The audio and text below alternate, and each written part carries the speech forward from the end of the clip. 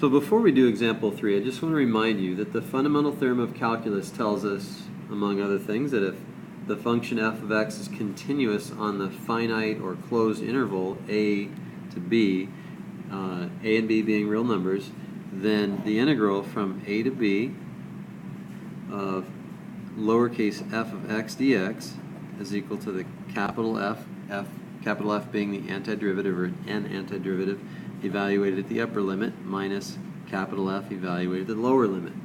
Okay, so recall that this represents denotes a limit of Riemann sums over the interval from a to b, and then the fundamental theorem of calculus requires a closed interval of the form a to b. So it needs to be a to b closed interval continuous over that closed interval, and the function needs to be continuous over that closed interval.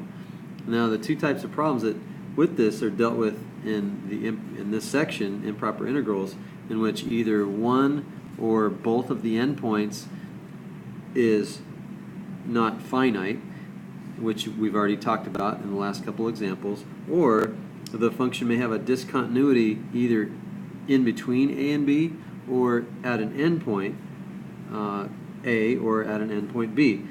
In fact, an integral may have several such features like that, which that we need to deal with in assigning a value to it. So the strategy is to break the integral into sub-integrals in which at most one endpoint is improper, and then we can deal with that, each of the sub-integrals, the way we have dealt with the first couple examples. Okay, so for this example, we notice that the integral is improper at x equals 0. So understanding what the graph of 1 over radical x looks like, got a graph right up here, it looks similar to the 1 over x or 1 over x squared that we've already dealt with, but 1 over radical x does in fact, as x approaches infinity, the limit is 0, but it never does actually touch the x-axis, nor does the graph of this function touch the y-axis. And so when we integrate from 0 to 1, what we're really trying to do here is we're trying to figure out what the area is between the curve and the x-axis, though, between 0 and 1, 0 being a vertical asymptote. So a vertical asymptote gives us an infinite discontinuity, and the way we handle that is we, instead of starting at 0, we'll start here at a, okay, and we'll find the area between a and 1, between the integral, or between the curve and the x-axis between a and 1. So that's a definite integral, okay? And we're just going to let a approach 0 from the right side, okay? And so we use our knowledge of limits to approach this particular example as well. So the integral from 0 to 1 is equal to the limit then as a approaches 0 from the right of the integral from a to 1 of 1 over radical x dx. Okay? This right here, if you cover up the limit part of it, this right here is a definite integral. So we can use the fundamental theorem of calculus to evaluate that. And again, then we're just going to let a go to 0, but from the right. Okay, we're going to see what we get. Alright, so let me move this up a little bit. And again, I'm going to also write it as x to a power in my integrand. X to a power, and that power would be not 1/2 but -1/2. Okay. You might also recognize that I used a here in this example, where I used b in the other two examples, and that's just something I do to be consistent.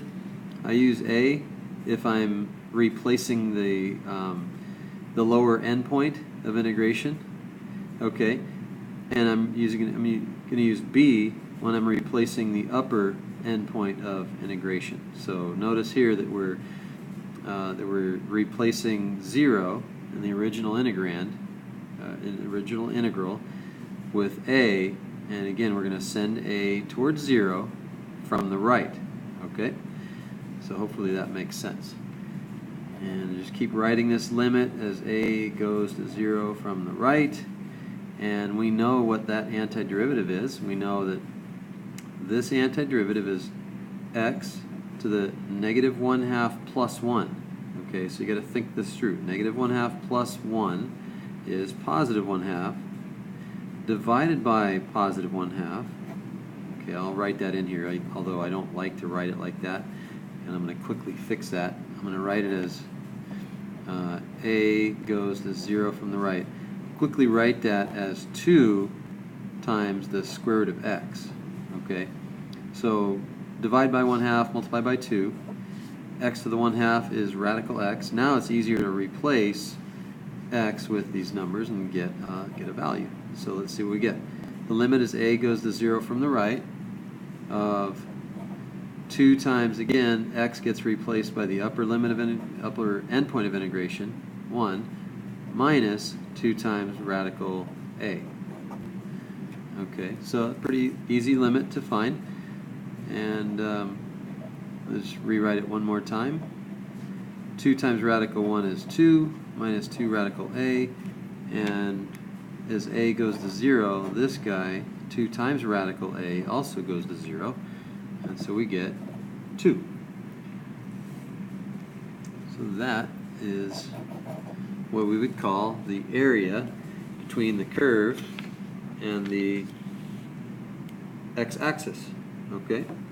And so we would say, therefore, and you don't really have to write this out, I just like to write it to make sure we bring it in for a landing. The integral from 0 to 1 of 1 over the square root of x dx is equal to 2. Okay? Check.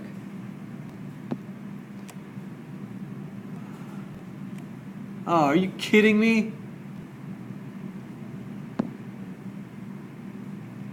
Oh, man. It's still recording, but I don't have enough room to save it. Let me see if I can free up some space.